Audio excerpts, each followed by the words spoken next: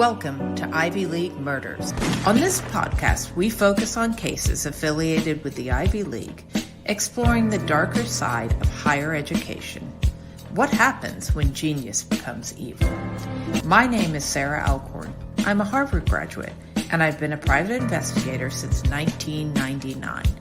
Join me and longtime crime diva Laura McDonald for Ivy League Murders.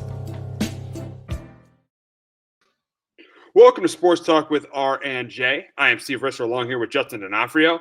And the Tampa Bay Buccaneers showed their domination on Sunday, winning the Super Bowl 31-9 over the Kansas City Chiefs. Just an absolutely dominant performance by the Buccaneers. And my opening thoughts on the game was just how Tampa Bay was able to do exactly what they wanted to do in the game. They were able to run the football. Their third possession, they really showed that when they started running the ball with Leonard Fournette. They were able to run the football.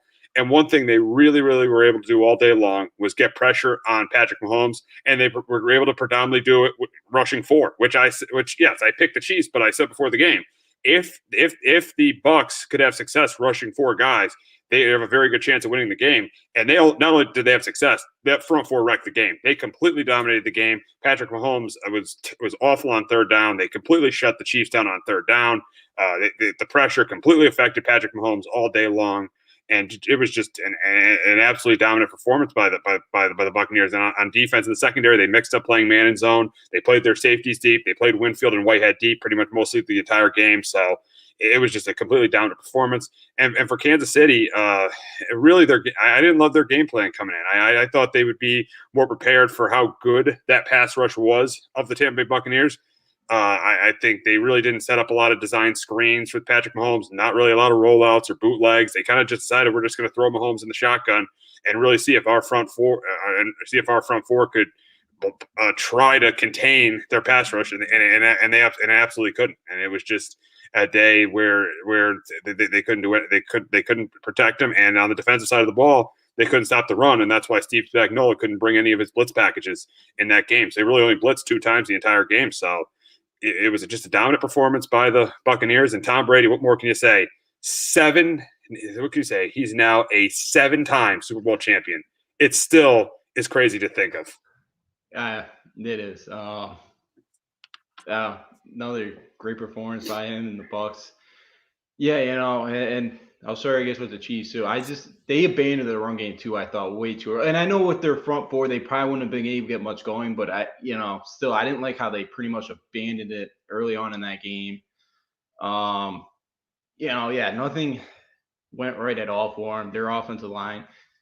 Tampa had a record 29 pressures in a Super Bowl. And I don't know if you saw the stat, Steve. Before Mahomes threw a pass running around the backfield, he ran for 497 yards. That's crazy. Yeah. So, and he's on a turf toe trying to do whatever he could. It just, just bad execution at times, end of the first half, you can even look, the read timeouts were bad. And then you could also look at the Tyreek Hill one where he goes out of bounds, 2-minute warning. Tampa would have got the ball probably with 30 seconds left right about instead of 55 seconds. Yeah, that's a good point there. I didn't really recognize that. I know, obviously, I recognized the 2 timeouts. I obviously that bad penalty by Bashaar Breeland, but yeah, Hill going out of bounds there. That was a huge play in the game. Yeah, so that gave Tampa some more time too. But yeah, Tampa did whatever they wanted to, and it was Gronk in the playoffs he's just a different animal in the playoffs than he is in the regular season. But yeah, Tom Brady to win another one. It's just I'm happy for him and Gronk, but again, it's kind of you should still be in a Patriot uniform, never. Oh yeah. Oh yeah. I mean Brady still is a top QB, and Gronk, I'm not saying he's the tight end he used to be, but he's still a serviceable tight end. Yeah, play action and the run game helped him to get him open, but still, he's still a serviceable tight end in this league. Oh yeah, he is. And for being out for a year, I didn't think we were gonna see him be at his best. But I know, he was nothing like he used to be. But still, he was, another option for this great wide, this core receivers and backs that they have. So yeah, he played well again in the Super Bowl. So. Yeah. It's tough to, I'm happy for those two, but you think Tom's bored of going to Disney too? Oh, I know. 7 times now go to Disneyland. It's right there though in Tampa. It's pretty close this time, but still, he's got to be getting bored of doing that. 7 times going to Disney World. Yeah, it's exciting, but it does get a little boring there when you're doing it so many times. But to talk about this game a little bit, obviously, first couple possessions, we're a little bit slow. The Bucs had a little bit of a slow start there, getting everything going. Kansas City kicks the field goal, and then just on the third drive of the game, Tampa Bay showed what they wanted to do, and that was run the football. They did a great job of it on that third drive, scoring that touchdown. Then the next drive, they forced a 3-and-out, getting pressure with 4. They blitzed a little bit early, but then once they knew they can get there with 4, they pretty much did that all game, getting there with 4. Then that next drive, that Tampa drive where they drove all the way to the 1-yard line, and I did like them going for it there. And a big play on that drive too was that Chris Jones penalty, because if it wasn't for that penalty, it would have been 3rd and 4, and that could have turned the game around there too. So that was a big penalty by Chris Jones. Really, a series of penalties by the Chiefs. The Chris Jones penalty, them jumping off sides in the field goal, and obviously the Brashard Breeland penalty. So and then the Tyrann Mathieu penalty. So 4 huge penalties in the first half for the Chiefs, which pretty much put the game out of reach there. So the penalties really hurt the Chiefs. But on that drive, then the Bucs went for it. I like the fact they went for it because it flipped the field position, because they were able to get the ball back. Then they were able to force KC. It wasn't a 3-and-out. I think they got a first down, and then they forced them to punt, and then it was then they got good field position, got the Gronk touchdown, went up 14-3. KC got a field goal, and then this is what you do in the NFL. You get into this situation, even with a minute to go, you got to try to score. They did a great job being aggressive, trying to score, and huge mistake by Andy Reid taking those timeouts, because they ran that draw to Leonard Fournette. You're thinking, okay, they're just going to go into the half 14-6, but huge mistake by Andy Reid. He made the same mistake a year ago against the 49ers, but luckily Kittle was called for that offensive pass interference, and it didn't end up hurting him, but it hurt him big time. This time, because that's when I feel like the Chiefs came completely unglued, and that's when I feel like the Buccaneers pretty much won the game. There was on that last drive before the half, because then they came out second half, Chiefs get the field goal, and then Tampa Bay going back to the running game with Leonard Fournette, play action with Tom Brady, as Romo said all game, run it, screen it, play action, and that's what the Bucs did all day on offense. That's why they scored 31 points, and obviously getting pressure on Mahomes, and they had then pretty much had the interception in the third quarter, and that pretty much sealed the game as the Bucs won it 31-9. Yeah, the Bucs, came out here. They wanted the revenge game, and they got it. They absolutely executed everything to, perfection. The way they're, the most pressures all time in the Super Bowl 29 they got on Patrick Mahomes and the Chiefs. Just absolutely, they could not do anything. They did a great job taking away Tampa made sure that KC was going to beat them in the short game, and they were not going to get beat over the top like they did in the first meeting. Everything went right for them. KC, the penalties were bad. That field goal one, when they jumped offside, he was offside. I guess it was his pinky or his thumb was like the one spot. That's how close it was. That punt too, after the hold, after you shank the punt, did it too. But yeah, I'm with you. Like right at the end of the half when Reed called those timeouts, I was like, okay, because you give Brady extra time. It's a bad thing. Did you not see the Packer game at the end of the first half when they threw the touchdown? Like you can't give Brady extra time like they did, or extra timeouts and all that. So yeah, Tampa Bay did all they wanted to, and KC just looked. They just like for KC too. I know they're missing 2 of their offensive tackles, but there's no creativity. Where was the Andy Reid creativity? I know, he's other things on his mind. The situation there. I understand that, but it just seemed like that wasn't the KC offense that we know. There just was not a lot of creativity to it. That we're used to seeing. But after Tampa wanted that game, and I did not think we'd ever see KC get beat down like they did, because they didn't really have a chance.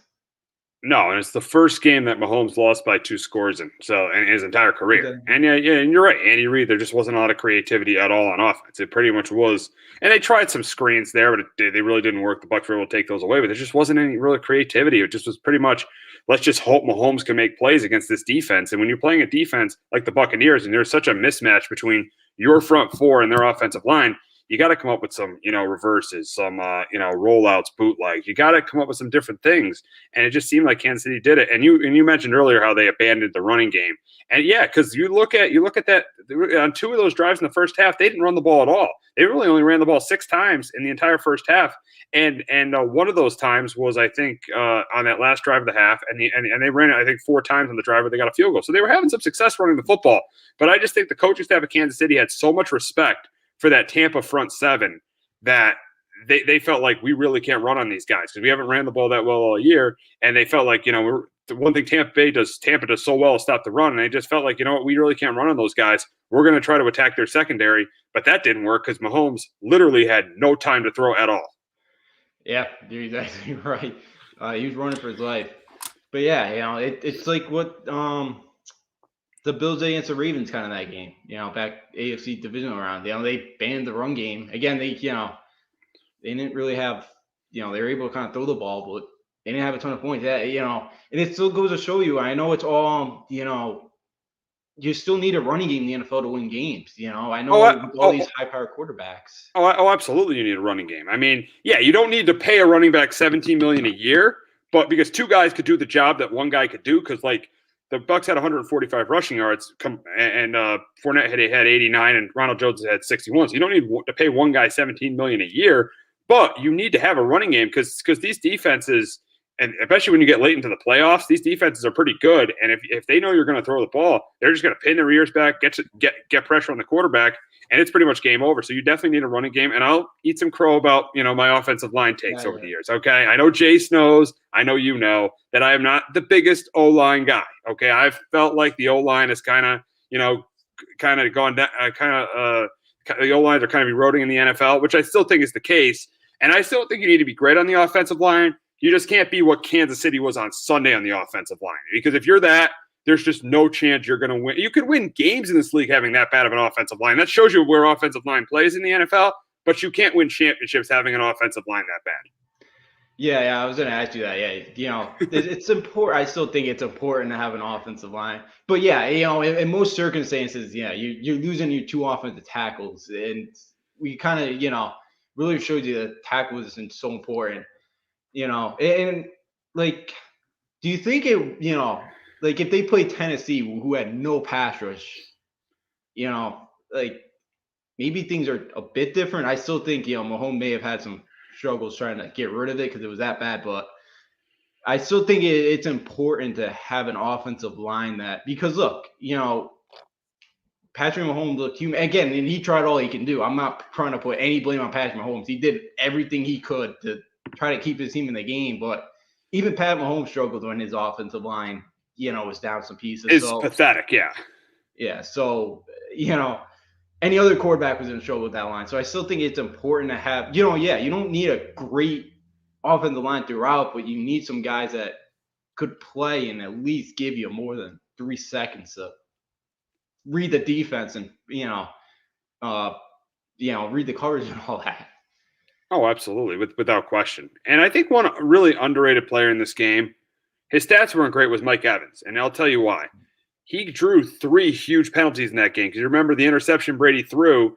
You had the hold on Tre'Davious Ward, the obviously the pass interference on Breeland, which was a huge play, and then the pass interference on Matthews. So he drew 3 huge penalties in that game, and that kind of shows Spagnuolo too that. Our corners are really going to struggle in man coverage. We really can't blitz that much because our corners have trouble matching up with their receivers. Even though they got behind so much where they really couldn't blitz, that was the biggest reason. But I think a second reason was their corners just had trouble covering Tampa's receivers. That was another reason why they couldn't blitz as much. Yeah, and we kind of figure that could be the case. If they're not able to, with how many guys they have, that's really the biggest weakness that KC has throughout the team, when they're healthy on the offensive line. That's their biggest weakness, and they exposed it. And I know people could, about the past year. Again, I still don't think those penalties, they came back wasn't even a matter. But yeah, Tampa Bay kind of exposed that. They did, Mike Evans did a great job of drawing the flags, and yeah, Casey really did not have any answers. And yeah, that was kind of something we brought up last week that could be an issue, and they used it again. Tampa did a great job of using against them their weakness. Absolutely, absolutely. I mean, it's just, and you just got to give it to the Bucks. I mean, you looked at them at the beginning of the season. I mean, they were a team that was 7-5 after Thanksgiving, lost that game to Kansas City, and they had that bye week. That was key, and they just started to play kind of more like the Patriots. And they ran the football, started to throw more. They stopped with all this no risk it, no biscuit. Started to throw a little bit more screens. You knew that defense was really good, and once they got things figured out on offense, you knew this team had a good chance of winning it this year. And at the end, and obviously by the end of the year, they proved why they were the best team in football. Yeah, Brady once again in the playoffs. That was probably his best, run two in the playoffs. So 3 quarterbacks he had to go through: Breeze, Rodgers, and Mahomes. And then the guy who throws for the most yards against them was Taylor Heinicke. Like 3 quarters, so you got to give credit to their defense. The last 3 playoff games were unbelievable against the 3 quarterbacks they went up against. But Tampa after that bye, it looked problematic for the Bucs at 7-5. But again, that's Brady always says it. The season always begins after Thanksgiving for him. And once again, they played their best football after Thanksgiving. After that Chiefs game, they started playing their best football like he usually does. So. Oh, absolutely. And to give some closing thoughts on the game and the season, I thought obviously the Super Bowl didn't live up to all the hype, just more because Tampa Bay did exactly what they needed to do, and Kansas City did exactly what they didn't do anything they needed to do to stay in the game. I mean, they couldn't stop the run, they couldn't protect the quarterback, and Tampa Bay did the opposite. They were able to run the ball, and they were able to get a ton of pressure on Mahomes. I knew they were going to get pressure on Mahomes. The thing was I didn't know the pressure they were going to get on Mahomes was going to wreck the game. That's why I picked Kansas City, because I thought they nickel and dime.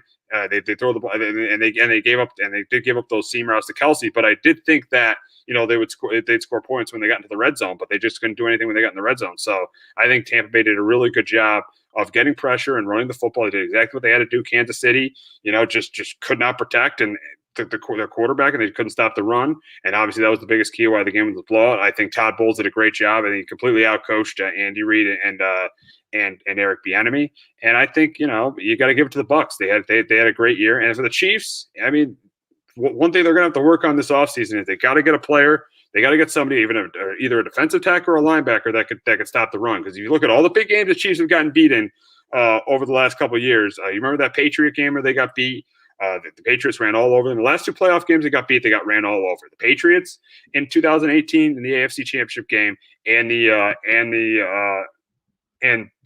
Super Bowl on Sunday. So they got completely ran over. So they need to have a run stuffer. And I think the Chiefs need to commit to the running game more, just like they did in 2018 with Kareem Hunt. They need to commit more to the running game with Clyde Edwards-Helaire. They need to utilize him a little. They need to utilize him better. They need to run the ball more. It would keep their defense off the field, and their offense would flow a little bit better. I know their offense was still great this year, but it would be even better, I feel like, if they used Clyde Edwards-Helaire a little bit more.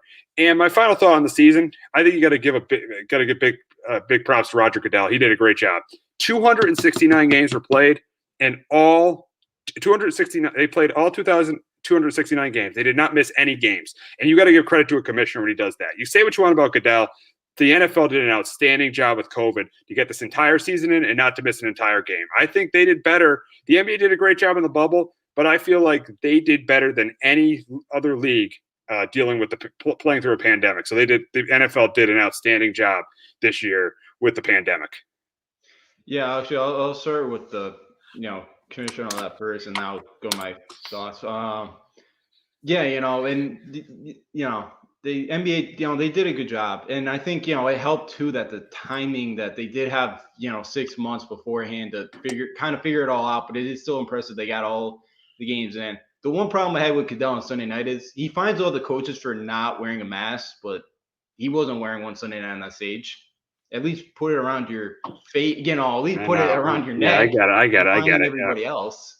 So I had an issue with him on that, just a little issue there, fine everybody. But yeah, closing thoughts on the Bucs. Again, I guess you can't doubt Tom Brady still at 43 in the playoffs, and Todd Bowles was great in the defensive game plan. They again, Patrick Mahomes' worst loss in 2016 when Iowa State beat him 66-10. I knew you looked that one up. Yeah, I actually remember part of that game. Did you watch it? A little bit, probably until it was like 42-7 or something. Was Iowa State even good that year? Were they even good that year? I think they made a bowl game. I think they okay. won like 7 games, 8 games, somewhere around there. They weren't anything impressive, but that's absolutely beat down. And Tampa did anything that they wanted to. Absolutely got to Mahomes. Just made their day a living nightmare. And for KC, they just, lack of creativity. I'm with you. Lack of the running game. I know Clyde Edwards-Helaire not great in between the tackles, but he's still a pretty good runner with his size too. He's going to break a tackler or two. So, yeah, I do think they need to commit more to the running game next year because, him and Williams aren't bad running back. That's all you need. You just need 2 decent running backs to kind of, complement your passing game. Just you don't need to. You just need to do it a little bit just to make teams respect it. Yeah, you don't have to run it 40 times, but as long as it's like 60-40, something around there, you'll be fine. So. The Chiefs are going to be fine. As long as they add another piece of linebacker, D tackle, or even another secondary piece. Yeah, Chiefs will be fine. They'll be back here again.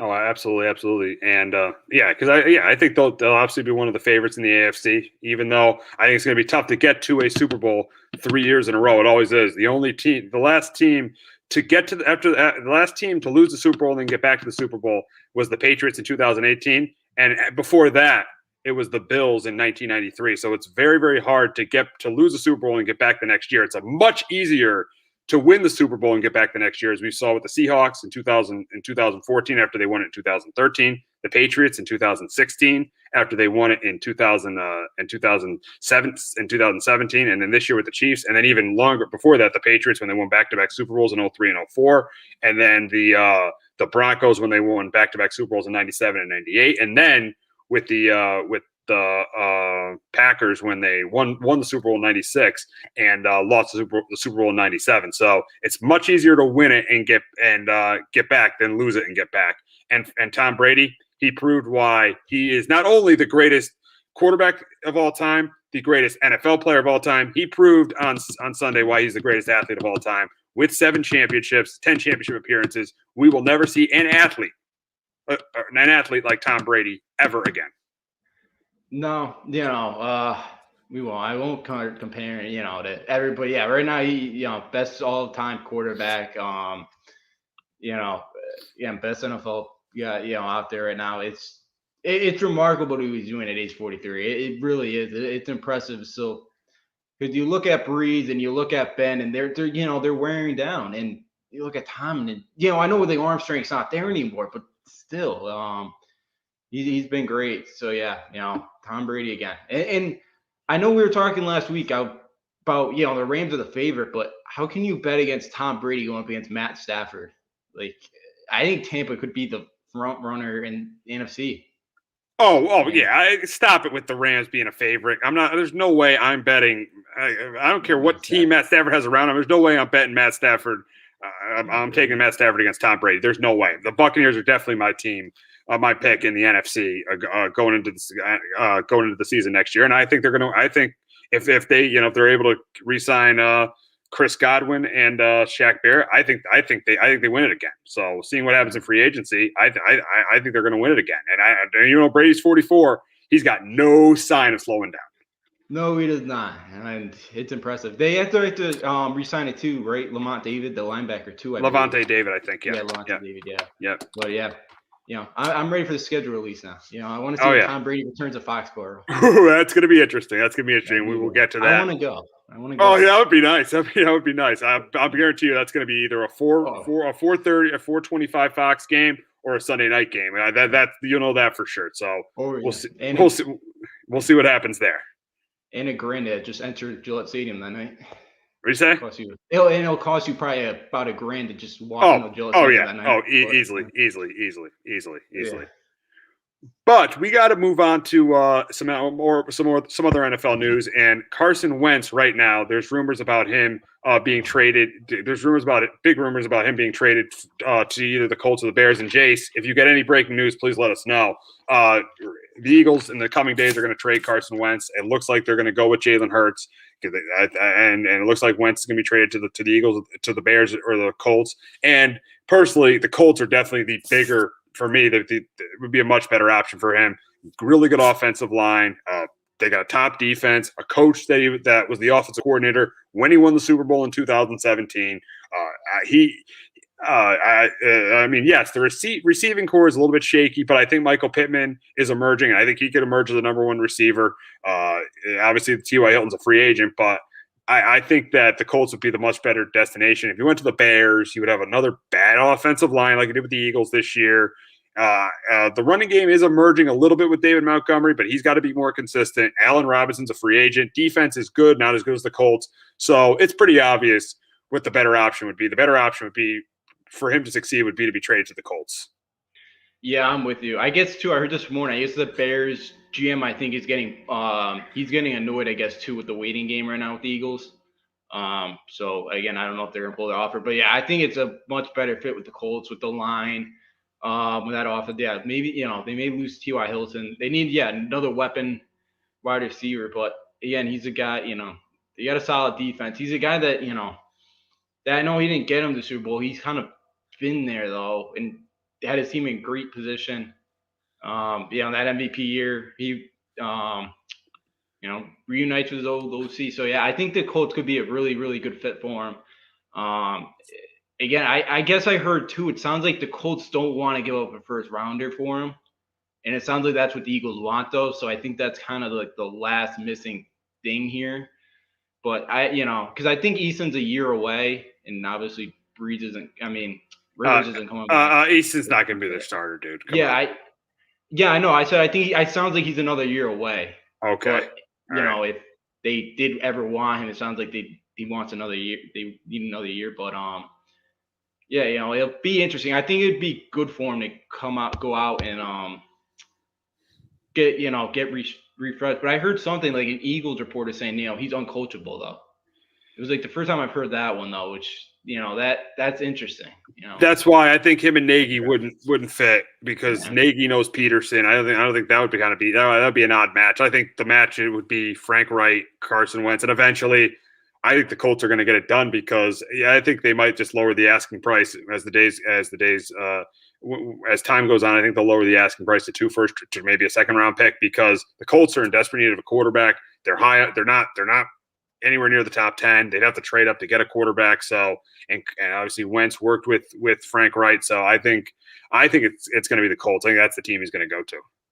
Yeah, I think so too. I'm with you. I think the Colts are a good fit for him. Resets everything for him. We've seen, he's got a good old line too, so he's not going to get sacked 60 times. But I think that would be a good fit for him. I think that he'll end up there at the end. Yeah, we'll see. It'll be interesting to see where he ends up going. We'll quickly talk about this story. Russell Wilson has been complaining about his offensive line, and for good reason. I mean, he's been sacked more than any quarterback in the last since 2012, 394 times. And as we saw this year too, the biggest reason why the Seahawks got eliminated in the first round was because their offensive line. Yeah, their defense struggled, but it started to get better in the second half of the season once Jamal Adams got healthy and once they got Carlos Dunlap. The biggest reason why they struggled was that offensive line. And I saw it firsthand when they played the Giants. Their offensive line was absolutely terrible. The Giants, Leonard Williams was living in their backfield that day. And they were getting pressure on Russell Wilson all day. And in the playoff game, it was the same thing. The Rams were getting pressure on Wilson all day. And I don't care how good the quarterback is. And yes, could Wilson play under an offensive line that's like average to above average? Yes, but the Seahawks offensive line was absolutely terrible. And that was the biggest reason why they got eliminated in the first round of the playoffs. And that's a reason why there's potential. I don't think there's a very small chance of this, that Russell Wilson ends up getting traded because of how bad this offensive line is. Yeah, I think he'll stay in Seattle. I think I don't think they're going to trade him, but yeah, I think he's just trying to. Because we know Russell, he's kind of, he doesn't really call out, he hasn't called out an organization like he's done here. I think he's just trying to, let him know, hey, I really need an offensive line here. that we really need the offensive line. We need help on that offensive line. Because he's, 394 sacks. So he's getting sacked in his 9 years, average of 44 times. Like, again, one of these times, again, you hope it doesn't happen because he's such a great player. But, again, he's going to get hurt one of these times. He's already been here 9 years in the league. Like, you're going to, unfortunately, like, he's just going to get older. So, yeah, you hope they go out and go get an offensive line for him. But I'd be really surprised if they traded him. I don't see that happening. Yeah, I don't either. I mean, I think there's a 99% chance he'll be on the Seahawks. There's a very, very small chance he's going to be traded. Seeing his contract situation, seeing all the dead money the Seahawks are going to have to eat up, and if they get rid of him, the Seahawks would be a 5 to 6 win team. So they're not going to do that. They're not going to trade him. It's interesting to hear a story like this about a player like this, that he is a little bit upset. He's getting a little tired of what's been going on in Seattle. I mean, realistically, ever since 2016, since 2017, in the last 4 years, they only have one playoff win. So I think he's getting a little bit tired of, not getting to they haven't been to a conference championship game since 2014, the last time they got to the Super Bowl. So he's getting a little bit tired of it. He wants to get back to a Super Bowl, and he wants his organization to get some guys around him to step up, because you look at what's around Tom Brady. Really good offensive line, top defense, good weapons. You look at the roster the Buccaneers have versus the roster the Seahawks have. It's not comparable. The Bucs clearly have the better roster. Yeah, definitely. And then, we go back to getting pieces around him. We go back to the draft last year. They drafted that linebacker. That Jordan Brooks that was a wasted pick because he did not contribute at all this year. No. And people had him going in the third round. It's like, what are you doing? Go after, so yeah, they just, again, I think it's another one of these cases like Rodgers where he just wants pieces around him to help him. I think he said it too. He doesn't want to be watching the Super Bowl this week. He'd rather be on the field playing. So, like I guess any other NFL player. But yeah, he wants help around him. You can't get mad at him for doing that. And he's just trying to wake him up. He's tired of staying behind the door and not saying anything. He wants to really put some pressure on them now, because Seattle fans are going to be doing that now. They don't want to lose Russell, so they want Russell to be pissed or angry. Oh, absolutely. This team needs to improve around him, and I think Wilson's just trying to figure out a way how to do that. He's tired of watching the Super Bowl on his couch. He wants to play another Super Bowl. So I give him credit for, speaking out and wanting this team to be better. Yeah, you can't get mad at a guy for trying to make his team better. So yeah. No. I'm all for trying to help him out. No, not at all. Unfortunately, we got to talk about the passing of a really, really good head coach, and that was the passing of Marty Schottenheimer. As Justin, you may not remember him as much because you were a little bit younger when he coached, but he was the coach of the Browns from 84 to 88. Got the Browns to 2 AFC Championship games. Obviously, they lost them both with the drive and the fumble with Ernest Spiner. So, but then he went to Kansas City, and he was great. I mean, Kansas City was in the play. They didn't get to a Super Bowl, but they were in the playoffs every year with Marty Schottenheimer. They were the number 1 seed twice, too, in 95 and 97. Obviously, those were those years when Kansas City had Derek Thomas and Neil Smith and Marcus Allen. And they had one staple of a lot of Marty Schottenheimer teams: good running game, good defense. That was the staple of the Chargers back when he coached there from 2002 to 2006. I mean, he won a lot of games with the Chargers too. They had a really good defense, and obviously they had LaDainian Tomlinson. LaDainian Tomlinson said in his Hall of Fame speech, the best coach I ever played for. And I think he's 100% right about that. And then obviously the 1 year he coached with the Redskins, where they started 0-5 and then ended up 8-8. So a really good coach, and sad to lose him. Yeah, I've heard of Marty Ball, the way that with that running game, he just wanted to pound you with the running game, and that was about it. So, yeah, he's one of 7 coaches to, have 200 regular season wins, which is really impressive.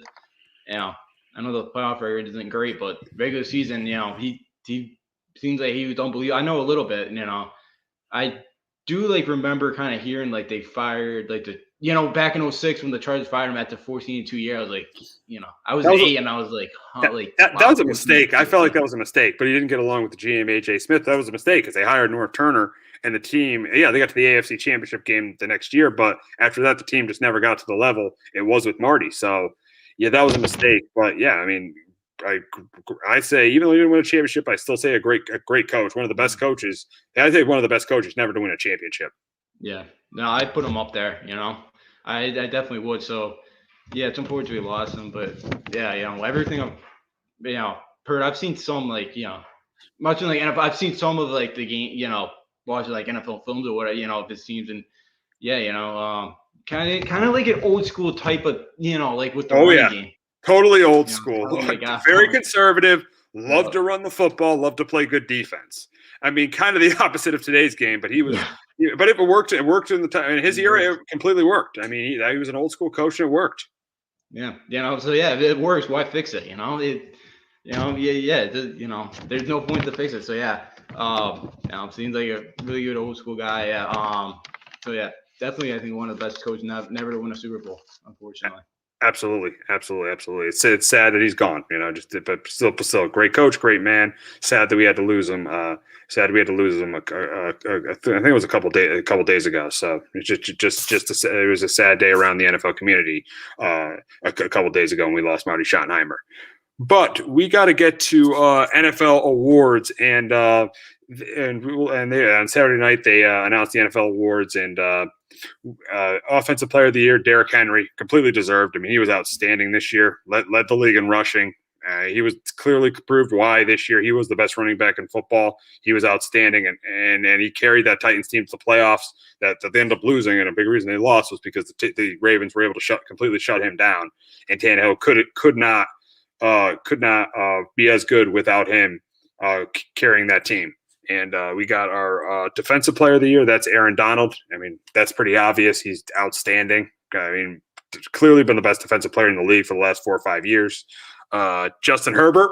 Here's the controversial one. Justin Herbert, Offensive Rookie of the Year. I would have went with Justin Jefferson. I bet Joe completely disagrees with this pick with Justin Herbert, but they usually give this award to a quarterback, and he had a great year, broke a rookie record for touchdown passes in a season. He's proven to be the Chargers franchise quarterback. They found their next guy after Phillip Rivers, so it'll be interesting to see what Herbert does with the new coaching staff next year, knowing that coach is a defensive guy, so their defense will be better, and Herbert's going to be good, so it'll be interesting to see what happens with Justin Herbert, but he wins Offensive Rookie of the Year. Defensive Rookie of the Year, Chase Young. Yeah, he didn't have a ton of sacks. I think 7.5 sacks, but with the amount of pressure he put on quarterback, especially by the end of the season, he definitely looked like the player. He definitely looks like he's going to be a stud in this league. He's going to be a great player in this league for years to come. If you look at his PFF grade, it's almost at a 90, so he definitely deserved Defensive Rookie of the Year. Coach of the Year, Kevin Stefanski. He did a great job this year with the Browns. He pretty much eliminated what they weren't early in the season when they got blown out to the Ravens and they got blown out to the Steelers. He eliminated what they were not, and they were not a team that could throw the ball around the field. They had to have an identity, and that was running the football. And they ran the ball better than anybody in the league, and it got them all the way to the divisional round of the playoffs this year. And the Browns got their first playoff win in over 25 years, and they made their first playoff appearance in 18 years. So well-deserved for Kevin Stefanski. And obviously comeback player of the year was very obvious, Alex Smith. The fact the guy was even able to step on the field this year makes him being comeback player of the year, because I thought in 2017 his career was definitely over. The fact he played this year and was the quarterback of a team that won. I know the division was terrible, but a team that won the division. So all the credit to Alex Smith there. And your thoughts on the awards, Justin? Yeah, Henry, obviously very deserving, over 2,000 yards. It's just an absolute monster trying to bring him down. Going, in this day and age with all the throwing and, guys just trying to throw for 400 yards, having 2,000 yards is really, really impressive the way he runs the ball. Definitely deserving. I thought my most controversial one was Defensive Player of the Year. I thought it should have been TJ Watt, because I think he had 15 sacks. I think he had more than Donald. I think, he also had, 10 more tackles than Aaron Donald. I'm not trying to take any away from Aaron Donald. He's still a terrific player, but I thought TJ Watt was a bit better than him. But still, again, Donald's not a bad choice at all. I thought Watt was going to win that one. Offensive Rookie Player of the Year, I thought, I was good with Justin Herbert, because I think if he had an actual coaching staff and a head coach, the Chargers could have been a wild card team. Like I think he could have got that team to a wild card. I don't know about that. I think they might have had a winning record. I wouldn't say a wild card team. I'd say maybe a winning record. They blew like 4. I know they blew 3 or 4 or 5 games, but I think I think it would have been not a playoffs, but I'd say a winning record though. I would say that. So they'd be 9-7. Yeah, actually, 9-7. would have got him in. Yeah. No. Yeah. But still, that they would have been in contention, and nobody thought they would have been. So I was okay. Justin Jefferson had a great year. He filled the shoes hole. Filled in great for Stephon Diggs. Not taking anything away from him, but I was good with Herbert winning that. Chase Young, absolute monster. Everything we could have expected from him. Third time in the last 5 years, an Ohio State defensive end won the defensive rookie of the year. Yeah, because it was Boza. Both Boza brothers and him. Yeah. Yeah. So and maybe next year Malik Harrison coming in the draft going to be one of the top DNs. So it could be another one in a couple years. So yeah, and then Alex Smith, definitely. I'm with you. I didn't think that guy was going to step on the field. I was actually scared for the guy if he stepped on the field every time I saw him take a hit. And they started 6 of the final 8 games. Yeah, it was a terrible division, but still got them to the playoffs. And it's just unbelievable, remarkable story. And then Kevin's just Stefanski. I can never say his name. Stefanski, yeah. I cannot say it. Finally broke the drought in Cleveland. I guess the most or he's at the second most wins in franchise history. His first year as head coach, it was Paul Brown back in 1948, I believe, or 1946. So did a great job changing around that Cleveland identity in the last 18 years, which that's been awful. So remarkable job there with Kevin Stefanski and what he did with the Browns this year.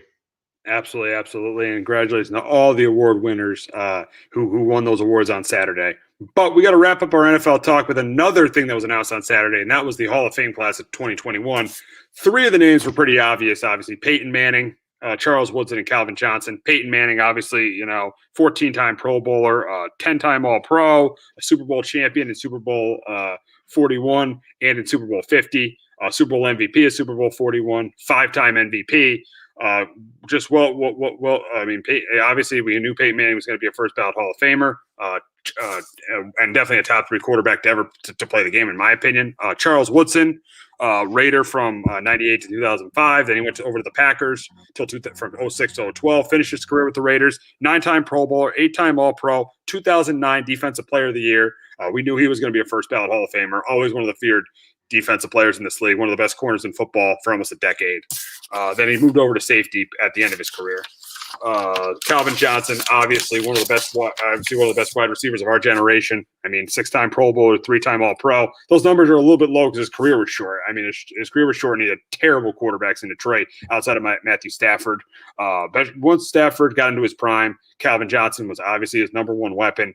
I mean, he was just outstanding. We remember that catch he had against the Cowboys, that catch he had against the Bengals. You could triple team that guy and you couldn't stop him. He retired in his prime. He had probably 2 or 3 prime years left in his career, and he ended up retiring, unfortunately. One of the best receivers I've ever seen. I'd say a top 10 receiver of all time, and clearly a first ballot Hall of Famer.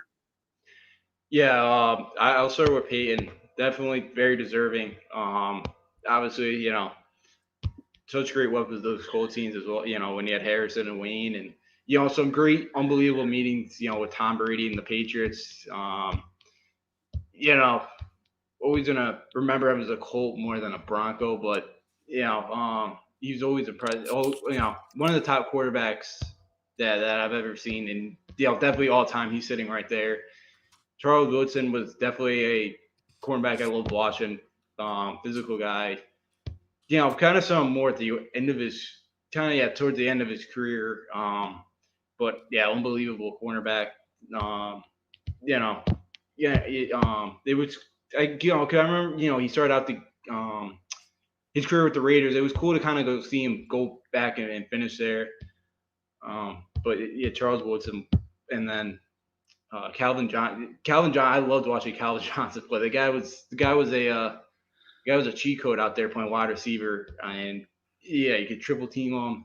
You can do whatever you want. You were not stopping Calvin Johnson. It's funny too. He goes to Georgia Tech to play for a triple option team, but a wide receiver.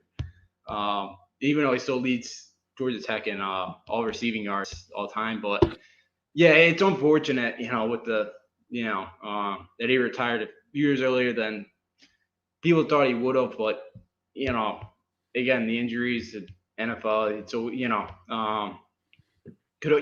it happened. So that, if he had Stafford for longer, who knows what could have happened with them in Detroit. But yeah, unbelievable. It was, stunk to see him retire earlier than a lot of people thought he would have. But definitely an absolute cheat code out there. Oh, absolutely, absolutely. And we look at some of the other Hall of Famers. Another big week for the Buccaneers is John Lynch, who was on that defense that won the Super Bowl in 2002 with Warren Sapp and Derek Brooks. He was on that great Bucs defense that beat the Raiders in Super Bowl 37. He gets into the Hall of Fame. 9-time Pro Bowler, 4-time All-Pro. One guy that people probably don't know a lot about, Alan Faneca. Guard mostly for the Steelers. He was on their Super Bowl team when they beat the Seahawks in 2005. He played for the Jets in that and in 08 and 09. He was on that 09 team that got to the AFC Championship game, the ground and pound team with Thomas Jones. That team that was able to run the football really well in 2009 and Sean Green and Thomas Jones. That team was able to run the football really well in 2009. And Tom Flores, the coach of the Raiders, and really good coach, won 2 championships in Super Bowl 15 and Super Bowl 18 for the Raiders. Yeah, John Lynch, with the Niners, got him back to the Super Bowl last year. But yeah, had the only Super Bowl win in Tampa Bay. Was a part of that team, but until Sunday night, definitely kind of poor. And he was in all 14 a couple times. I think like 26-year picks. I didn't see much of him in his career, but Tom Flores. Then it was cool too to kind of see him Thursday night in that 30 for 30. Oh yeah, about that 30 for 30 documentary. Yeah. That was a good one. You liked it? I did. I liked it. It wasn't one of my favorites because it was a little boring. But you probably, because you're a Raider, your family likes the Raiders. You were kind of interested in it. Yeah. But that changed the NFL with Al Davis when he got up, moved the Raiders to LA, and Pete Rozelle didn't want him to do it. That changed the NFL, and they won a championship in LA 2 years later with Tom Flores as the head coach. Yeah. So you probably heard of Tom Flores because. Yeah. My dad watches a ton of the old Raider, 70s, 80s. It's probably better to watch them now. Yeah. Oh yeah, it is. Yeah. He misses those. Yeah, he misses those teams. But yeah, won a couple of Super Bowls, when the Raiders were the actual scary team in the NFL. Obviously way back, back then. But solid coach, helped the Raiders win a couple more Super Bowl titles in his career. So another deserving candidate. I'm surprised it took so long to get him. Absolutely. I'm surprised it took him so long to get in. Oh, yeah, me too. Won 2 Super Bowls. But talking about a guy that's taken a long time to get in, last but not least, and Cowboy fans are waiting for this name to come up, Drew Pearson, the original number 88, is finally going to be a Hall of Famer. And I think he is. 3-time Pro Bowler, 3-time All-Pro. The original number 88, congratulations to him, because I saw how upset he was the year before when he didn't get into the Hall of Fame, and now he's going to be in the Hall of Fame. So a really good moment for him and deserved for the career he's had. Yeah, another one. He's another one that took a while to get in, but they played over 20 playoff games, 7,000 career yards. Yeah, he had a really solid career. The original number 88 for the Dallas Cowboys had another really good weapon that they've had over the years. And he made the All-Decade team too. Won a Super Bowl. So yeah, another solid. Definitely another guy that took a while to get in. Yeah, absolutely.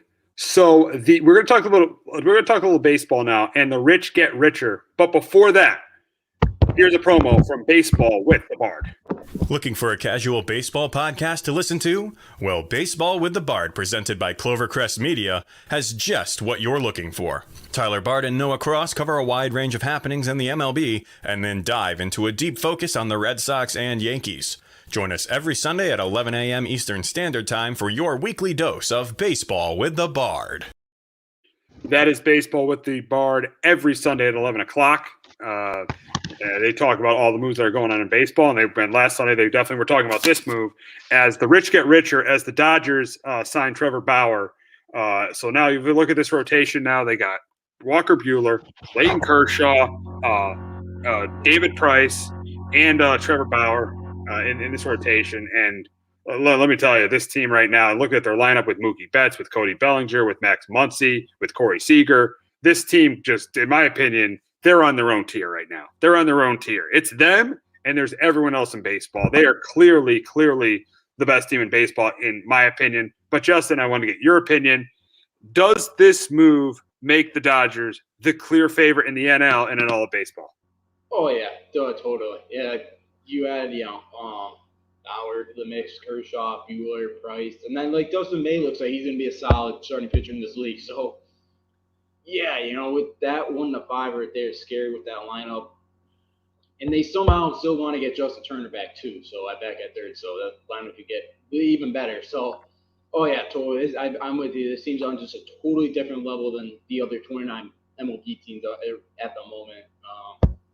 Yeah, this team is going to be really, really good, fun to watch. Oh, absolutely. The Padres are good. The Yankees are good. The Braves are good, but they don't have the starting pitching or the lineup. And the bullpen might be the Dodgers' biggest weakness, but the bullpen's still good. You look at teams like the Yankees; they have issues with Judge and Stan staying healthy. Rotation depth has always been an issue. Even the bullpen has been kind of regressing a little bit. But the Dodgers, it just looks like their offense is great. Their rotation's nasty. And they got a good bullpen. It should be they should. I think they have the team to repeat. They're clearly the best team in the league, in my opinion.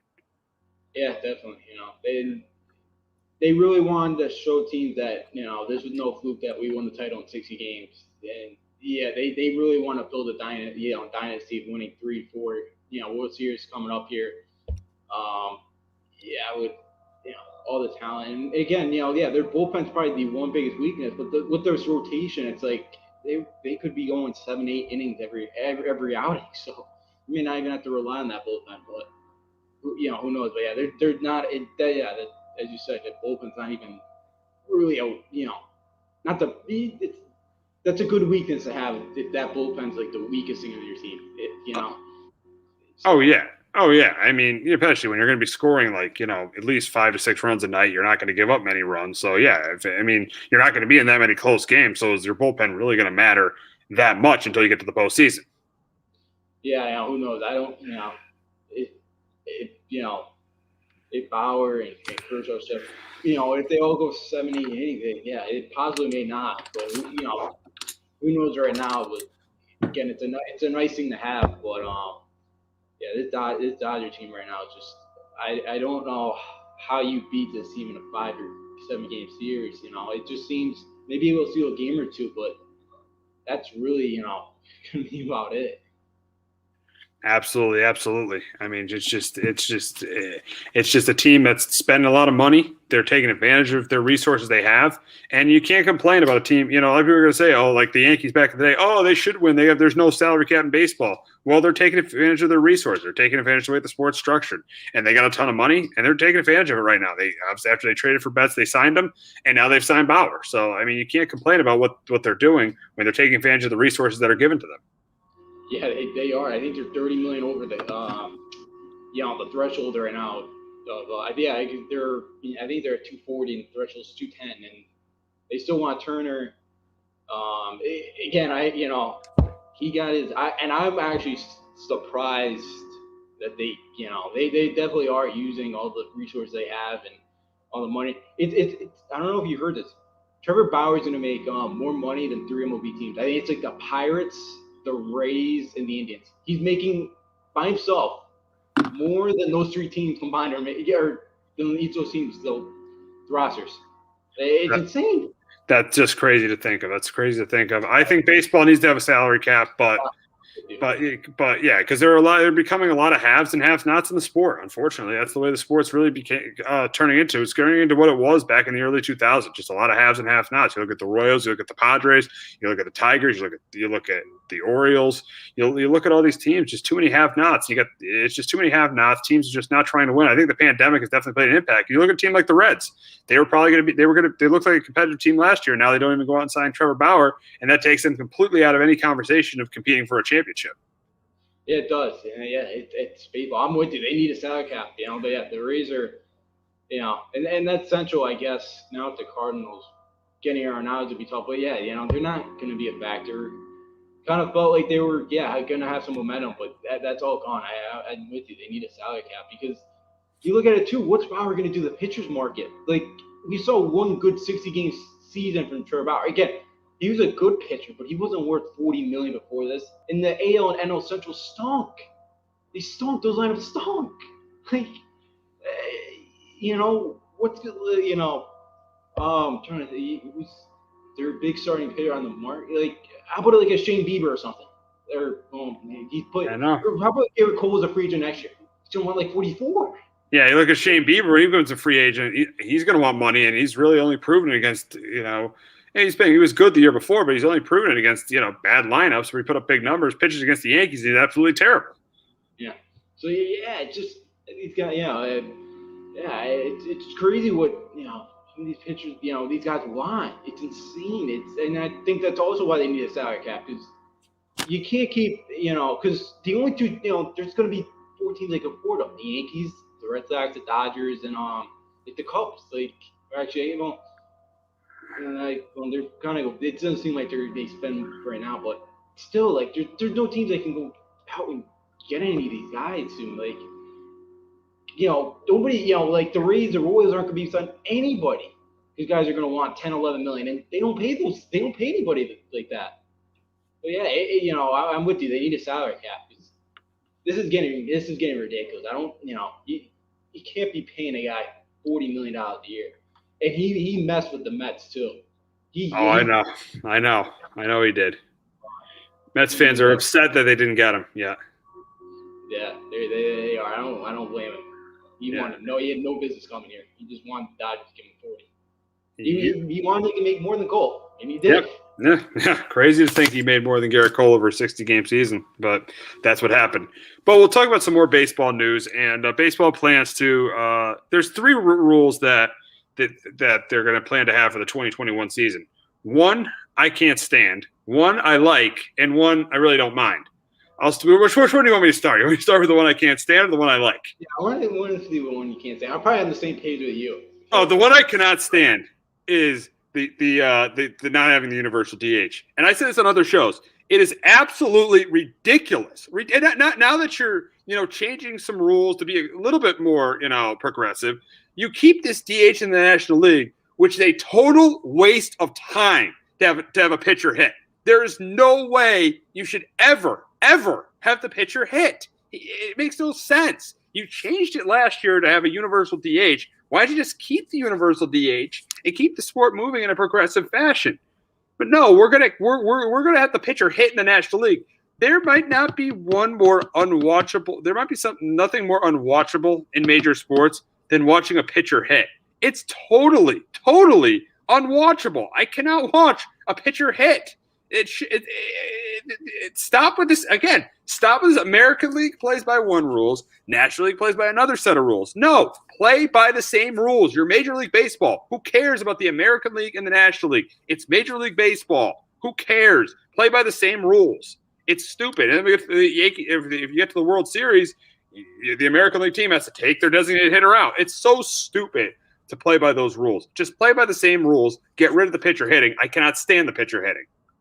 Yeah, I'm with you. I was crying. I figured that's where you were going with the what you can't stand. Yeah, I'm with you. It's an absolute joke. It just, I know. We've talked about it a couple of times. I just don't understand. I don't think most pitchers like to hit anyway. Like, I think Bumgarner is probably the only one I know of that actually likes to hit and wants to be a DH when he's pitching in American League line. With their face American League teams, he wants to be in the lineup that night. But other than that, I don't think they enjoy it. It just makes no sense. It's baseball. They can't get out of their own ways ever, and I don't know if they ever will because again, I know like the old school guys all love it, but how do you love the pitcher hitting? What point does it have that the pitcher hits? It's an automatic out. It pretty much is. It's strategy. I think it's just a strategy for the managers.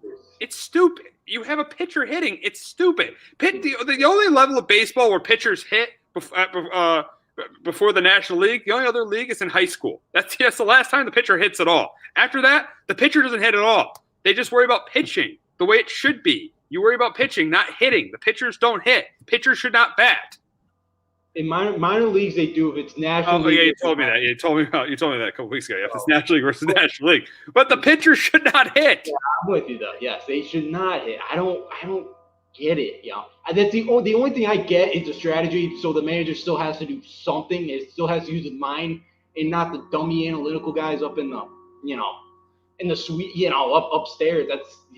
But other than that, I don't get it. Just again, it's dumb. It's just baseball. Again, I don't want to see Garrett Cole in Game 1 of the World Series tear his hamstring trying to run to first base. Like, again, I don't know. That's just baseball for you. I don't get it. I don't like it. Or it's just, I don't know.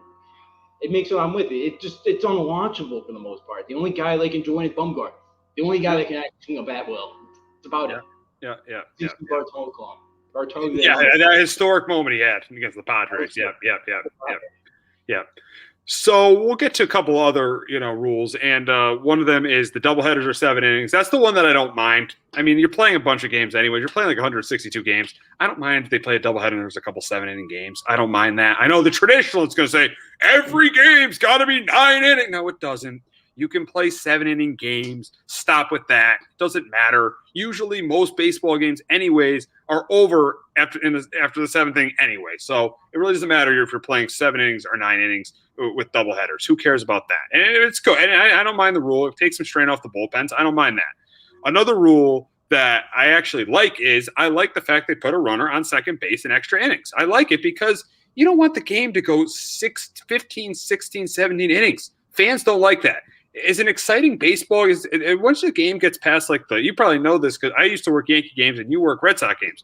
Do you want that game going into the 17th inning? Absolutely not. The game somehow has to end. There are baseball games that take 5 hours and go 16 innings. People don't want to watch that. It's not compelling. Yeah, and it's more compelling in the postseason. That's why they don't do it in the postseason. I like the fact they don't do it in the postseason. But I like the fact that they're in the regular season, they're putting a runner on second base. Not putting more strain on these bullpens, ending the games early. I like that rule, and the fact it doesn't go against the reliever's ERA.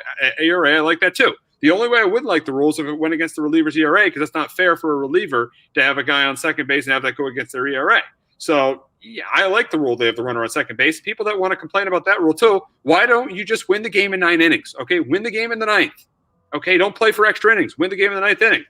Problem solved. Okay. You don't like that rule either. So that's actually one of the rules I actually like that baseball's been doing. I like they kept that rule. Yeah, I'll start with the 7-inning doubleheaders.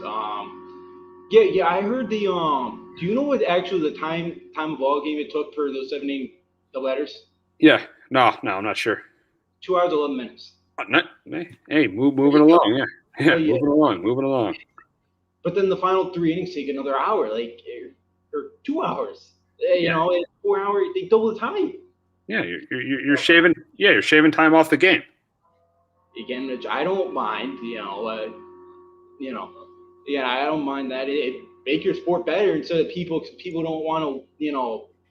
People aren't going to watch Game 50 of the year to watch the Yankees play at 11:30. No, if the game's over at 9:15 or 9:30, fine, that's great. Yeah, minor league games take that slow, and I know it's a difference, but still, minor league games go so much quicker because they have the pitching clock. Let's put that in. That's another rule. The pitching clock needs to be in. Get in the box, get out of the box. We don't need you walking around the batter's box. Get in the batter's box, okay? We don't need you, playing around with your batting gloves. Get in the batter's box. Pitch clock, it definitely is. And if you don't get the pitch away, it's a ball. That's it. That's end of discussion. Yes. And I don't care if it's the last out of a World Series, at the final round of a World Series. You don't get the pitch away, that's a ball. That's it. You can say what you're going to say. You want to, yeah, I like that. And you want to hear another analytical stat that these guys all love? Yeah. So the longer you wait to throw your pitch, the harder you're going to be able to throw it. So they all believe if I wait another 40 seconds, I can throw another 100-mile-per-hour fastball. So that's why they don't want it. Stop thinking, just play. I know, right? Yeah, it would help your sport out. So go back. Yeah, I would love the 7-inning doubleheaders again. I really like that rule. Puts less stress on, again, you're probably going to have postponements again. So things are going to get crazy again. So I'm fine with that. Oh, the fact they're starting on time, there's going to be a lot of games that are postponed the first month of the season. Oh yeah, so it's gonna help out all the pitching staffs and I guess even the players in general. So you're not playing double headers 3 times a week. Even for all those guys, it'll help out for the whole team. And then with the second run on second, I'm good with this. I know you did Yankee games. I've done Red Sox games. I've done games at 3 in the morning that started at 7, 8 o'clock. And it's just like, okay, I'm like trying not to fall asleep. Is there anything more boring than watching a 16-inning baseball game? There was an 18-inning baseball game in the World Series a couple years ago in the Red Sox and the Dodgers, and I was falling asleep during it. Okay, I like the rule. Make the games more compelling. Exactly, I like the rule. Yeah, I'm fine with it. It does breach the strategy too for the managers. Bring something back. Make the managers work for the $2 million. Yep, exactly. Absolutely. Yeah. Get games over the 10th, 11th inning. Because it works in the minor leagues. I've seen on your go team. Yeah. I'm in 10th inning. No problem. Yep. Exactly. It's still under 3 hours. Yep, absolutely. Yeah, so that's going to wrap it up for baseball, and we're going to move on to the NBA. And this is the first time that I think we've talked about the Knicks on this show, about them, making a move. And they ended up, on Sunday acquiring Derrick Rose from the Detroit Pistons. And this is a move to build depth on this team. This just shows you, even though this team has lost 2 in a row, and I think they're at, I'm going to check, I think they're at 10, 11, and 15 on the season. Right now, currently the number 9 seed in the Eastern Conference. That still gets you in the playoffs, though. And I think this team is a team that's competitive and is a team that's not going to trade off parts. I think they want to compete, and they want to compete in this postseason. Even though I don't think they have a chance in this postseason, I feel like this team wants to go into a winning direction instead of selling off players. And I think Rose adds depth to this team. I think he adds depth to the point guard position with the Knicks need with Alfred, because Alfred Payton is very inconsistent. They need a guy behind him in Derrick Rose. Obviously, you got R.J. Barrett. You got obviously Julius Randle, Mitchell Robinson, and Reggie Bullock. So I think this adds depth to this Knicks team. And I think this Knicks team, even though with 10 teams being in the playoffs, they have lost 2 in a row. I think this team has a shot to make the playoffs. I think Thibodeau's done a really good job. Leon Rose and Tom Thibodeau finally, for Knicks fans, have this thing going in the right direction. Yeah, they do. Again, because Thibodeau loves to play those starters, a ton of minutes. So you really need to get a bench depth, especially when you get to, whenever they're going to have the regular season, right? Like April or May, whenever they plan on finishing the regular season and you're still in that playoff hunt, definitely going to need some depth if you're fighting for a spot.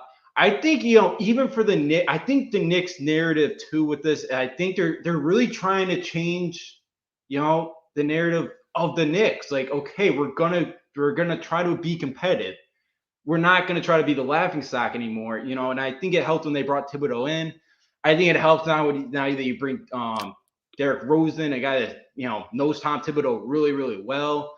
Again, I think it's starting to show the league like the Knicks are not gonna be a laughing stock for too much longer. I really do think they're going in the right direction, which again is a good thing when it's a New York team, because it brings with all the fans that the Knicks have, again, it would be nice to see the Knicks be competitive. Oh, absolutely. It'd be nice to get fans in the Garden too in the Thibodeau days. I think that Andrew Cuomo said February 23rd. Sounds like sporting events and musicals at some capacity. Some capacity, in New York. So nice. Nice. Maybe next couple weeks for the Knicks. Oh, nice. That'd be nice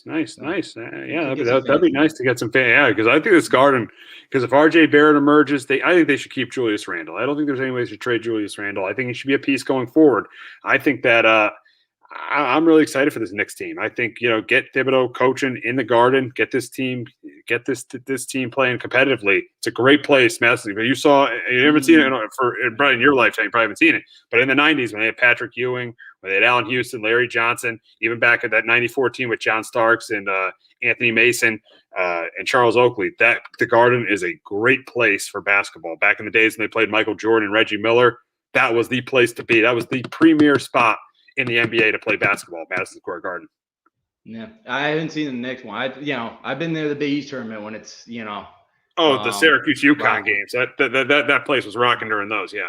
I was at the Louisville one, when the 5 days tournament, and then I was there, a few years ago when the UConn played Syracuse in like some Tire Pro Classic, and basketball at the Garden is great. I love going there. It's like my favorite place to go. Hopefully in the Big East tournament now. Just thought about that. Hopefully a couple thousand. I'm going to. We'll see. To go, but when you get fans in the Garden, that place is rocking. It's such an absolutely great atmosphere. And if that Knicks team starts to play well, that again, not gonna be sold out. Can't sell out the Garden completely yet, but a couple of thousand fans in there every night, I think would help the team out tremendously. I think it'd be great for Knicks fans to get back in the Garden, watch a competitive team. I think it'd be great for them. Yeah, I mean, if you look at the Eastern Conference teams, Sixers will easily make it. Bucks will make it. Nets will make it. Pacers will make it. Raptors are probably going to make it. I think the Heat eventually end up making it. So there'll be a couple spots left. It's really between, I think it's going to be like the Hornets, the Hawks, the Cavs, and the Knicks. It could be those, 4 teams battling for those 2 final spots in the conference, or maybe 3 of those 4 teams get in. But it's going to be a battle. And I think the Knicks, this move puts them in the conversation of making the playoffs. Oh, yeah, definitely. I think it does. Rose is a guy, too, that's been in the playoffs. He knows how to get you there. And he's played for Tom Thibodeau, too. Yeah. Remember him in Chicago? And he was a superstar. Before he got hurt, or before those injuries, he was a superstar. He was an MVP in 2011. He was an MVP for the Bulls in 2011. So it's kind of a reunion here between Derrick Rose and Tom Thibodeau. Now, he's not close to the player he is there, but the mentorship, he's already been talking to the rookies, Obi Toppin. He's already been talking to Obi Toppin and all the young players. The mentoring he's been doing, I really, really like this move. Yeah, I do, too. Because Toppin's been struggling, probably needs a little bit of support. Even like a guy like Quickly, he's really first on the scene, but playing well. Again, he's in the same locker room with Derrick Rose. Again, it makes him even better now. So it's a great move by the Knicks, and to get this guy as a guy, it's been there before, can help this team get there with a lot of kind of younger guys that haven't had a ton of experience in the playoffs. So this move only helps out the New York Knicks. Without question. Absolutely. Absolutely. We'll get to the other New York team. That's the Brooklyn Nets. And Kevin Durant was pulled for the game he actually he didn't start the game, came into the game on Friday, but then got pulled from the game for being associated with a close contact. And it's been downhill for the Nets ever since. The Nets have lost their last 2 games to the Sixers, and they lost the Pistons the other night. They play the Pacers tonight, but Durant will miss that game too. But then they're set to play the Warriors on Saturday. So I think, this Net team, it's been weird this year. They really have never been in full. I mean, they've had Kyrie had his he took some time off. They didn't have Hart. They obviously didn't have Harden. Now they don't have Durant. It's weird to judge this Nets team at 14-12, not really being together so far this year. Yeah, it has, because we talked about it last week when they played the Clippers. All three of them, had 90 points and they looked good, and the team, they kind of looked like they were coming together, and the news kind of broke that up pretty quickly on Friday night. So it's tough, and again, I mentioned last week, you can't keep losing to these teams under 500. I know you didn't have Durant last night, but it's the Pistons, the worst team in the league. Like, how do you lose that? That's unacceptable. That's unacceptable. Yeah. That can't happen. Even without Durant, you still have Harden and you got Kyrie. Yeah, those 2 guys are better than any guy that the Pistons are putting on the floor last night. Look, you're still only third. You're 3 games back at second place still, and 4.5 back at the Sixers, which I think will fall apart at some point. So it's like they still have a chance, obviously, for 1 seed. But those are the games you have to win, because when you do play the Lakers, when you do have the Bucks, Celtics, you're not going to sweep them all. So you got to take advantage of the lesser competition, and they really have not done that very well. I don't know if they just go out there and just I could play at 50%, we probably could beat these guys. Like, again, I don't know if that's been their mentality or what, but again, something's got to change when they play those teams, because you can't keep losing them. No, and they can't have this kind of mentality. I mean, I think they have to improve on there. I think they're the best team in the East because of their talent. But if their mentality is this way in a playoff series against the Bucks or the Celtics, they're going to lose. Yeah, definitely. Or what about they even get like a Knicks at an 8 like, oh, it's a Knicks. Like, we could come 50% and still probably beat these guys. Again, you can make that go 6-7 games, and that could affect them down the line when you play a 76ers or a Bucks or a Celtics. It could affect them in the next series. So Yeah, I'm with you. If the mentality's got to change, and you got to take care of business. When you face a team, any 500, a team you should beat under 500. Yeah, the mentality's got to change in that lot. And I don't. Again, is that a guy like Steve Nash, their coach, or is that a Harden or a Durant or Kyrie? Somebody, I know Kyrie called out the team saying they've looked very average. So maybe that's the wake up call they need right now. Yeah, it's not been great. What's up happening there? I mean, they got some big games coming up too. If you go back to next week, next Thursday they got at the Lakers, and then next Sunday they got at the Clippers. They got a big road trip coming up. Suns, Lakers, Clippers coming up on their road trip. So that's a big road trip coming up next week. And don't down the Kings. They've been playing better. They've won 4 in the last 5. They choked last night. I know. It's actually a huge road trip because they got to play the Kings. Yeah, the Kings lost last night to the Sixers, and then they play that Saturday night game against Golden State. Durant's return to Durant faces his old team for the first time, so that'll be interesting. Yeah, so Golden State to be fired up. Steph Curry can be looking to beat them on Saturday night. So yeah, that's not an easy road trip. They better change things around right now because that's a tough road. Clippers, to Lakers too, right? Yeah, Van Warrior. So, with those 4 teams, you better they better show up ready to play. Again, they could come back 500 or maybe a game under, and it's again they'll be fine, but you do want to have like a top seed, which they should be able to do with all the talent that they have. They should not be settling for a 3 or 4 seed. Absolutely not at all. I think they got to be a 1 or a 2 seed with the talent they have. Oh yeah, I'm with you. Yeah, there's no excuse to be a 3 or 4 seed. Alrighty, we're gonna wrap up the show talking about a little bit of UConn basketball, and UConn basketball is really struggling. I mean, losing 3 of their last 4 games, they've really started to struggle. They got 2 big games though this week with at Providence today, and then they got at Xavier on Saturday. So, starting with the Providence game. What are you looking for in this Providence game? What do you expect to happen in the Providence game? Because Providence is an under 500 team. So I think this is a game, even though it's on the road, if they want to be an NCAA tournament team, they got to win this game. Yeah, it's tough. Both nights still a game time decision. Providence starting point guard Jaron Bynum, it's still a game time decision. This is a game that does worry me though. Nate Robinson, I think, is the best post player in the Big East. He gets that ball at the block. He's not giving it up, and he's putting it up, and he's scoring. He's averaging 18 points a game. They love feeding it to him. They got 2 of the top 5 scorers in the Big East with David Duke. The thing is, he's really been struggling with Bynum because he's had to play more on ball, and he's much better off the ball, and he's only shooting like 30% since he's gone out. So, again, if they don't have Jared Bynum in the starting lineup, again, it does go to UConn's advantage. But the one thing I think for UConn that is we're seeing the younger guys. Saturday I took away. All right, they played so bad the first 15 minutes, and they still had a chance to beat a top of the tier Big East team. I feel like they kind of are, but they also lost their best player from last year.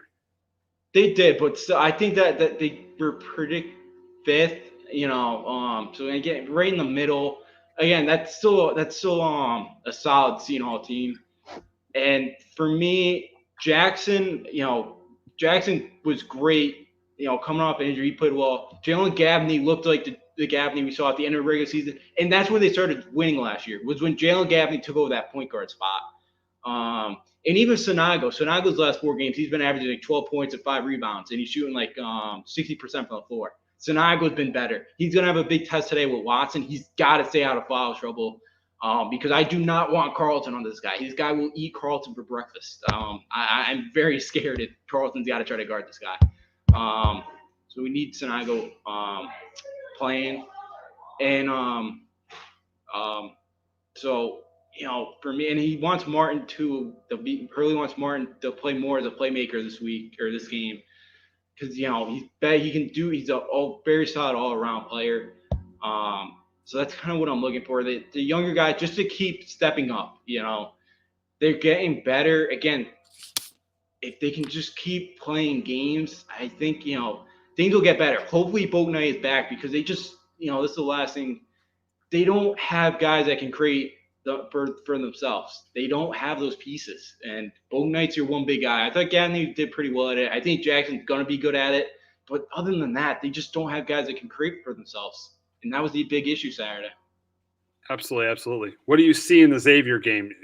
What do you see? Because we know Xavier's a better team, and a team we're lucky they didn't play earlier in the year. What do you see in that game? What are the differences between what's going to be different between that game and the Providence game? This one did be a bit different. Xavier's been like UConn. They've had so many issues with COVID. They've only played 13 games as well. Oh, really? Wow. They've only played 3 games since December 30th. Like they got postponed tomorrow night against DePaul. For contact, I think, or they had another contact tracing. So, yeah. Okay. Yeah. So again, Saturday's game, I don't even, still on at the moment, but again, I wouldn't be shocked Thursday, Friday, they cancel it again. So for them, it's kind of been because they look great against Oklahoma. They beat Oklahoma by 22. They looked outstanding, but since they're 11-2, they haven't, but it's like they just can't get in a rhythm either. So it's kind of a weird team. Zach Fremantle has been their best player. They're really solid defensively. They're a team. They're really good at sharing the ball, like top 5 in assists per game. They're really great at that. Their field goal percentage defensively, one of the best. They're allowing like 40%. So they're really good defensively. I love their slow, their defense. They do this thing called kills. So if you stop an opponent for 3 straight possessions, that counts as a kill. I think their record's like 13. I actually like it. Nice. I love the mentality that they have on defense. Paul Scruggs is back to that point guard that played last year. Again, this is a Xavier team they should have beat last year in that tournament. They lost some pieces. They have like Nate Johnson's Gardner Webb transfer, who he played in the tournament for Gardner Webb. Jason Carter's from Ohio. Like they have some transfer pieces, and a little bit younger. I think I had them 7th in my Big East poll, but it's just another tough team to tell. They really haven't. They played Creighton. That's about it. They haven't played Nova. So it's kind of been a tough team to tell. I haven't, I've seen some of them, but again, I haven't seen a ton of them because they're like UConn. They haven't played. No, that's the thing. So what do you think they're going to go this week in these 2 games? I got them splitting. I got them winning tonight and then losing to Xavier. Yeah. Depending on Bouknight. But Bouknight comes back, I say 2-0. If he doesn't come back, 1-1. Yeah, I'll be with you. I got 1-1 at no Bouknight. I got him winning today. I got him losing Saturday.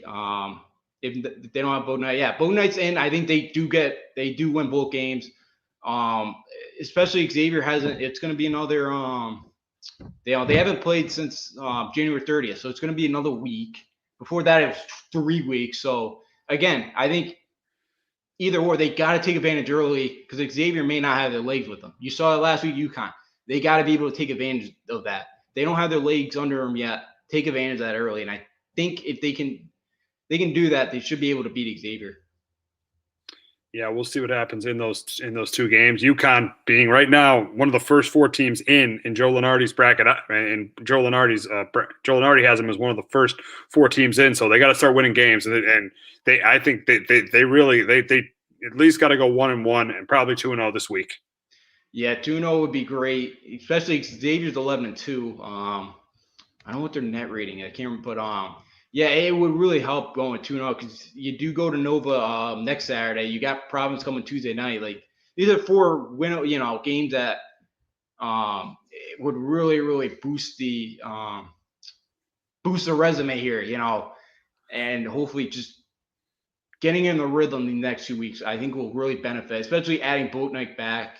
Again, I think when they get James Bouknight back, I think they'll be fine. Again, I think they'll get in, eventually, I think they'll climb back up there, but yeah, they need Bouknight back, but this is a big kind of 3 of the 4 games too are on the road. So that helps your resume too.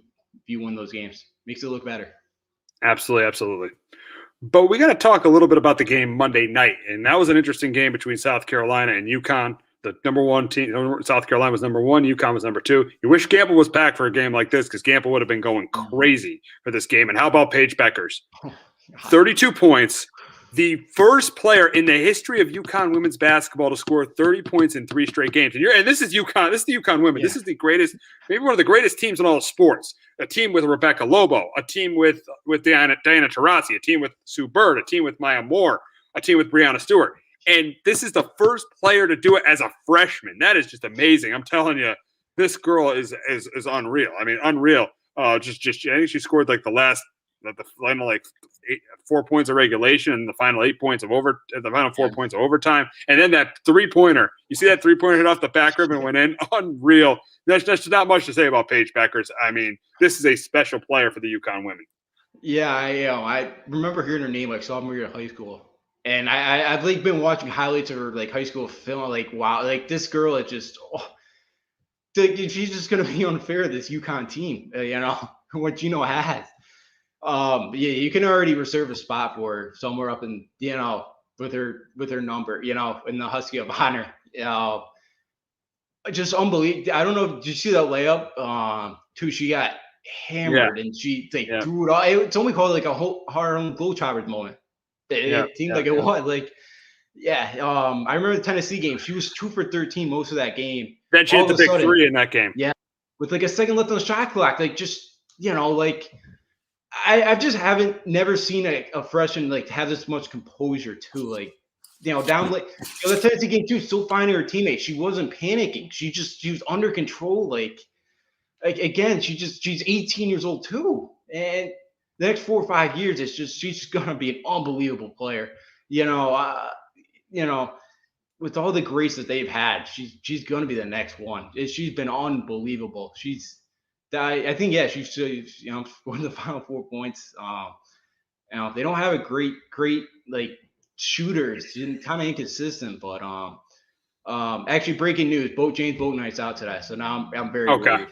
So, okay, he's out again. Okay, yeah, unfortunate because he wanted to play Saturday. But yeah, she's just. I don't know how to. I just haven't seen a freshman put a team on her back like that and just be able to win. Yeah, it's amazing, and she's going to be there for the next 3 years. This is women's basketball. People don't graduate early; they get their degree. So she's going to be there for the next 3 years. So it's scary to see how good she's going to be when she's a senior. Yeah, or she's got the extra year too. So if she wants her master's, she can say another. She could be. She's not staying past her senior year though. That's it. Senior year, and that'll be it. Who knows? Yeah, no, but who knows? It's just she's gonna be incredible. She does everything so well. And then they added her best friend, Ozzie Feuds, like #1 prospect for next year. They grew up in Maryland together, like best friend. She's coming too. She's supposed to be nasty as well. So they have one of the girls from next class on the roster. So it's team the next few years. It's gonna have a very, very nice run. Yeah, they should break their national championship drought. It's been since 2016 so they've won a national championship, and for that team, that is a very long time. Yeah, it is. And he actually broke another drought on Monday night. That was Gino's first win in OT since like 2004. Oh wow. And they played. I mean, he's hasn't needed to have overtime for a while. So not more, no. The only two I remember those 2 Notre Dame games in the Final Four. That's really all I ever, I can recall. At the moment. And they lost them both, I think. Yeah, they did. They lost them both. Yeah, because they always lose to Notre Dame in the Final Four. Yeah. Oh yeah. The 2 what's her name? Ukawala threes or whatever. Beat them. Yeah. So yeah. So Gina got that one, but she's special. Oh, she is. Absolutely. But that's going to wrap it up this week on Sports Talk with R&J. For Jace Garcia, our producer, who did a great job. For Justin D'Onofrio, I'm Steve Risser. We'll be back next week, hopefully talking about what team Carson Wentz got traded to. Have a great weekend, everyone. Clovercrest Media Group presents a CMG podcast. Keys to the City. Keys to the city, baby. When you see us, so you know. Crossed up by Kobe, little floater to Shaq, and then Shaq goes like this, and the rest is history. Pay attention. Don't tell me what to do, devil woman. But speaking of those Lakers, hold on, fun. But I didn't make my. I didn't make my. I said Denver's gonna win. Yeah, you did. You said that. There's no other show like that. Clovercrest is doing great things right now. Streaming everywhere.